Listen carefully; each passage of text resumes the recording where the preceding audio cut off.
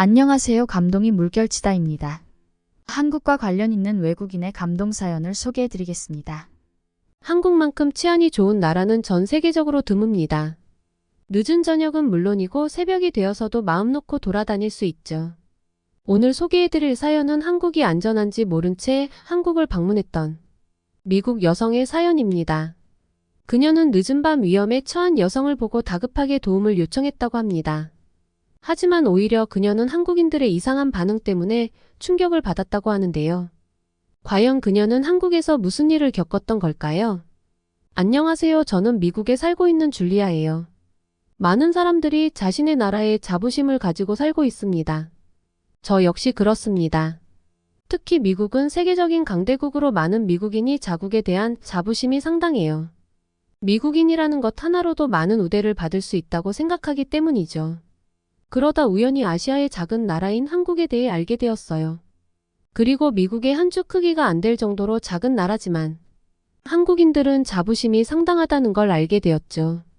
신기하게 다가왔던 사실은 그 작은 나라를 방문한 후 빠르게 이해하게 되었어요. 자부심을 가질 만큼 좋은 나라라는 확신이 들었기 때문입니다. 국민이 살기 좋은 나라를 생각한다면 다양한 여건들이 있기 마련이에요. 그중 안전을 빼놓을 순 없어요. 많은 사람들이 미국이 안전한 나라인가에 대해 많은 질문을 할 수 있어요. 물론 저도 공감합니다. 영화나 드라마를 보았다면 더더욱 불안하게 느끼실 수 있으니까요. 미국은 마치 모든 지역에서 다양한 범죄가 판치고 총기나 강도, 그리고 마약이 즐비한 나라로 인식되고 있는 게 사실이죠. 하지만 전 세계로 방영되는 TV나 영화에서 보여지는 내용이 실제 미국의 현실이라면 정말 미국 사람들이 살아갈 수 있을까요? 오히려 전 반문하고 싶습니다. 영화나 TV에서 보는 내용과 현실은 당연히 차이가 있으니까요. 미국은 오래전부터 많은 사람이 방문하는 나라이며 전 세계에서 많은 사람들이 이민을 선호하는 나라기도 해요. 만약 TV나 영화처럼 범죄가 판치고 위험성이 높은 나라라면 이러한 결과는 당연히 없을 거고요. 물론 미국이 세계적으로 볼 때 범죄율이 높은 건 인정해요. 총기 소유가 자유롭기 때문에 상대적으로 위험성이 높다고 느끼는 것도 사실이죠. 실제 미국 사회는 가족 중심으로 문화가 이루어져 몇몇 거리를 제외한다면 늦은 시간엔 거리에 사람이 없어요. 특히 대도시들도 다운타운을 제외하면 나머지 거리는 해가 진 이후 거리를 활보하는 건 목숨을 내놓는 거나 마찬가지일 수 있죠. 이건 영화 속 장면과 비슷할 수밖에 없어요. 그리고 세계 각지에서 몰려온 많은 인종들이 어울려 살고 있으며 3억 명이 넘는 사람들이 모여 살아요. 따라서 상식이 벗어나는 사건 사고들이 생기는 건 예측이 어렵고 예방할 수도 없죠. 그래도 자부심을 가지고 사는 건 미국은 공권력이 세계에서 가장 강한 나라이기 때문입니다. 영화에서 보셨던 것처럼 범인이 경찰을 따돌리고 경찰에게 총을 사용하는 범인의 경우는 정말 보기 드문 현상이거든요. 미국에서 경찰을 피해 범인이 도망친다는 건 사실 거의 불가능에 가까워요. 경찰의 표적이 되었다면 수백 대의 경찰차는 물론이고 헬기가 동시에 추적을 하기 시작해요. 가끔 TV에서 현장을 중계할 정도로 공권력이 강한 나라라는 자부심은 미국 시민으로서 안전함을 보장받을 수 있다는 또 다른 반증이기도 해요. 특히 미국은 개인 생활을 존중해요. 사적 영역은 참견을 하지 않고 관심조차 하지 않죠. 하지만 범죄를 비롯하여 사회규범에 어긋난 일이 발생한다면 적극적이고 능동적인 참여로 신고하여 미국인의 안전을 보장받아야 한다고 생각해요. 이게 일반적인 미국의 문화죠. 미국에서 범죄율이 높은 건 노예시대부터 이어진 사회적 하부구조에 따른 것으로 흑인들의 범죄율이 상대적으로 높기 때문이에요. 물론 모든 흑인이 범죄자가 아니죠. 하지만 상대적인 걸 말하는 것 뿐이에요.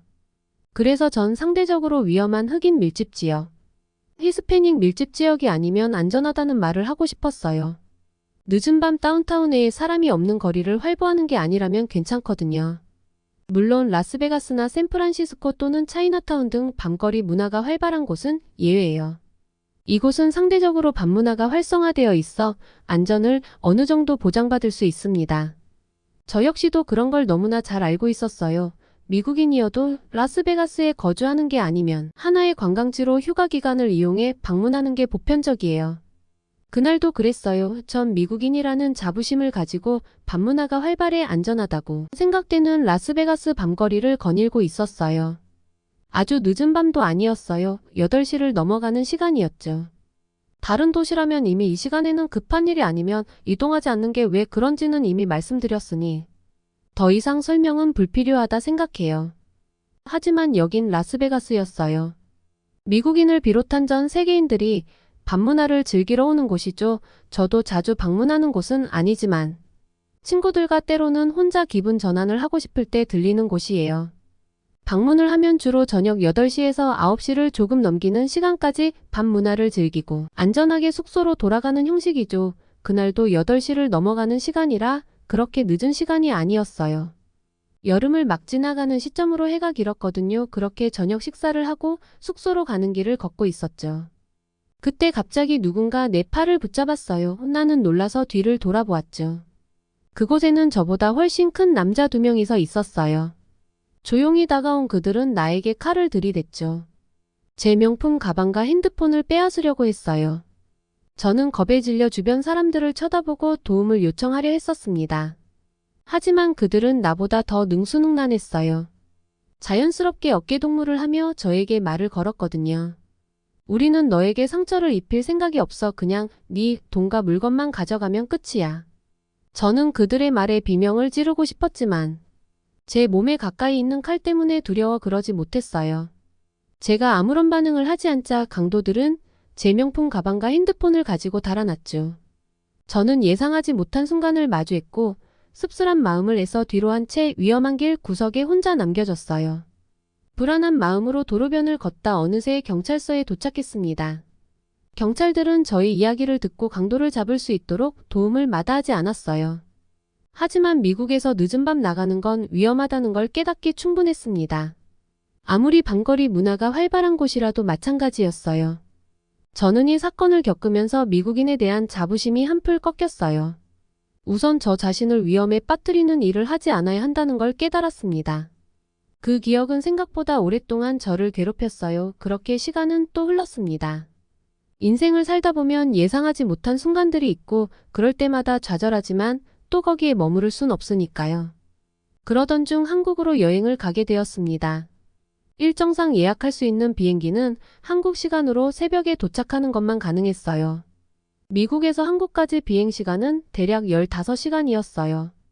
많은 시간을 이동하는 데 써야 하는데 하루라도 빨리 도착해 남은 시간을 한국에 쓰고 싶었습니다. 욕심인 건 알았지만 그렇게 해야 시간을 내서 먼 여행을 한 보람이 있을 거라 생각했어요. 힘든 건 걱정되지 않았습니다. 걱정되는 건 새벽 시간에 도착해 저 자신의 안전이 걱정되었어요. 아시다시피 저는 선진국이고 많은 발전을 한 미국에서 이미 밤에 안 좋은 경험을 했기 때문입니다.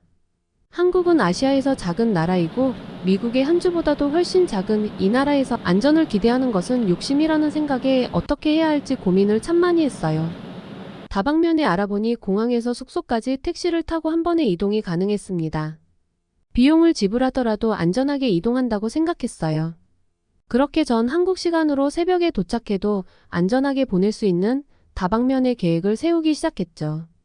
실제로 한국 시간으로 새벽에 도착했을 때 무서운 마음이 있었습니다. 생각했던 것과 다르게 인천국제공항은 상당히 분주했어요. 세계적 수준으로 견주어 보아도 전혀 뒤지지 않을 만큼 넓은 공항은 깨끗했고 안전했죠. 하지만 제가 머물 곳은 인천국제공항이 아니었어요. 공항을 빠져나가 어두운 한국의 밤거리를 지나가야 했습니다. 숙소를 가기 위해 어쩔 수 없이 움직여야 했죠. 전 저를 다독였어요. 괜찮아, 여긴 공항이고 공항 바로 앞에서 택시를 타고 이동할 거야. 아무 일 없을 거야. 괜찮아. 마음속으로 주문을 외우듯 중얼거렸습니다. 심호흡을 한번 크게 하고 인천공항의 가장 마지막 문을 열었어요. 그곳은 이제 공항안이 아닌 버스와 택시 승용차가 다니는 길거리였죠. 공항 바로 앞에서 택시를 잡아 탈 수 있었습니다. 늦은 밤이었지만 길게 줄 서 있는 택시 덕분에 기다리는 시간 없이 안전하게 탑승할 수 있었죠. 두근거리던 마음은 이내 잠잠해졌어요. 해냈다는 안도의 한숨이 나오며 한국 여행에 대한 설레임이 가득 찼습니다. 걱정했던 것과 다르게 전 안전하게 호텔에 도착할 수 있었어요. 택시를 타고 이동하는 서울의 밤거리는 상당히 화려했습니다. 마치 미국의 라스베가스 같은 느낌을 받을 수 있었어요. 네온 사인이 반짝이고 있었고 불빛은 모두 켜 있었죠. 상당히 발전한 도시라는 걸 한눈에 알 수 있었어요. 그렇게 호텔에 도착해 짐을 풀었습니다. 창밖 보이는 서울의 밤거리도 볼만했어요. 창밖을 응시하며 무사히 도착한 걸 스스로 칭찬하고 있을 때 혼자 길거리를 거니는 여성을 보게 되었습니다. 저는 당황했어요. 안전하다고 느꼈던 미국에서 강도를 만났던 기억은 아직까지 저를 괴롭히고 있었죠.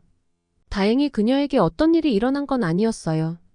단지 밤거리를 혼자서 거닐고 있었을 뿐이었죠. 저는 가슴이 두근거렸습니다.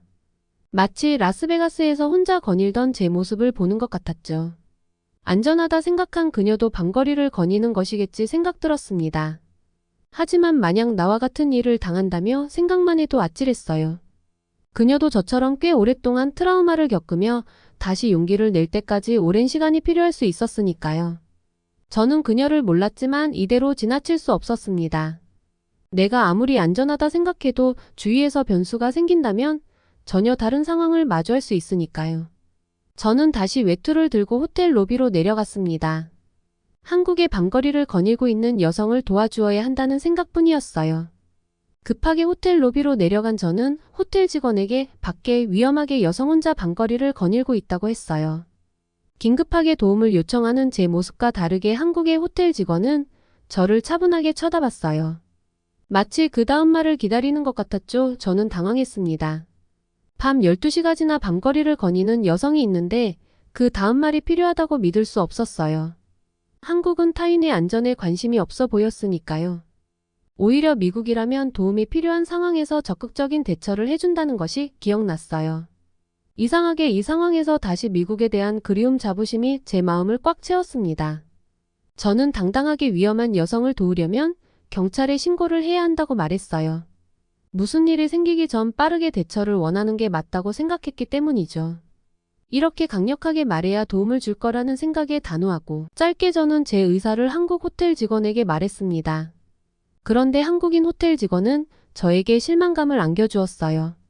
한국은 안전하기 때문에 걱정하지 말라는 성의 없는 답변을 들었기 때문입니다. 저는 정말 호텔 직원이 나쁘다고 생각했어요. 호텔 직원도 여자였기에 밤거리를 돌아다니는 여성을 도와주러 나갈 수 없다는 건 저도 알아요. 그래서 경찰에게 도움을 요청했으니까요. 하지만 그 직원은 밤거리를 거니는 그 여성의 안전은 관심이 없어 보이는 듯 했어요. 심지어 그녀를 돕겠다는 것에도 무심했죠. 한국의 밤거리는 안전하다는 그 호텔 직원의 말을 들은 전 그녀의 바램대로 안심이 되는 게 아니었어요. 오히려 화가 났죠. 방금 전에 했던 말보다 더 크고 단호하게 경찰에 신고를 부탁했어요. 그렇지 않는다면 지금 내가 호텔 문 밖으로 나가 그 여성을 데리고 호텔로 온다고 말했습니다. 그리고 그 여성의 안전과 호텔의 대처를 따져 물을 거라고 엄청 흥분된 목소리로 언성을 높였어요. 그런 저의 모습을 차분하게 지켜보던 호텔 여직원은 오히려 저에게 함께 그 여자에게 가보자는 말을 했습니다. 저는 당연히 놀랐어요. 저도 여자였고 호텔 직원도 여자인데 밤거리를 거니는 사람도 여자였거든요. 여자 셋이 늦은 밤에 길거리에 있는다고. 저는 믿을 수 없었죠. 그런 저의 불안함을 눈치챘는지 호텔 직원은 또 다른 호텔 남자 직원에게 동행해 달라고 요청했습니다. 그렇게 저와 호텔 직원 2명은 호텔 앞에 여성에게 다가갔어요.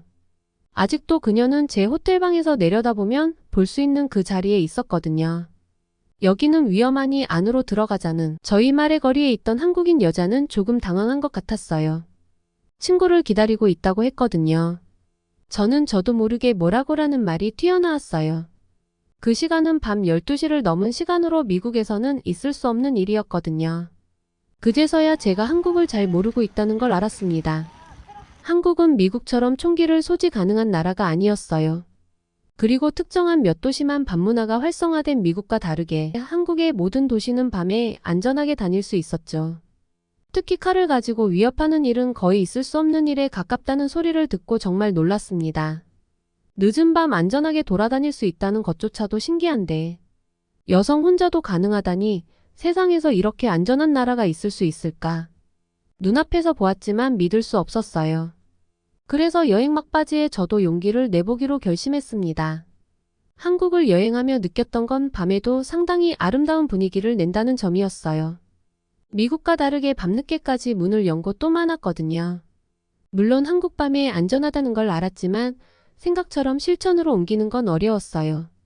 그러다 여행 마지막 날 용기를 내었습니다. 다시 한국에 언제 여행 올지 모르니까요. 마음속에 아쉬움으로 남는 것보다 용기를 내보는 게 좋다는 결론이 들었죠. 그렇게 밤에 가본 곳은 동대문이었습니다. 밤에 더 활발하게 시장이 열린다는 소식을 들었거든요. 그곳은 정말 신세계였어요. 밤새 맛있는 식당들이 문을 열었어요. 쇼핑몰에는 많은 사람들이 옷을 팔거나 옷을 샀죠. 여자 혼자 다니기도 했지만 저보다 훨씬 어린 아이들도 부모님 손을 붙잡고 밤거리를 활보하고 있었습니다. 그제서야 한국이 얼마나 안전한 나라인지 알았어요. 어른들은 위험해도 밤에 다닐 수 있습니다. 하지만 아이들은 다르죠.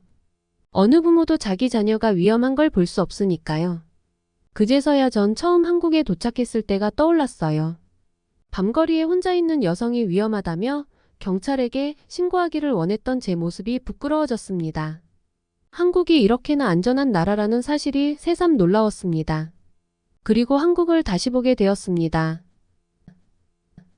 한국을 방문한 미국 여성의 사연 여러분은 어떠셨나요? 여러분은 어떻게 생각하시는지 소중한 의견 남겨주세요. 구독과 좋아요를 눌러주시면 영상 제작에 큰 힘이 됩니다. 시청해주셔서 감사합니다.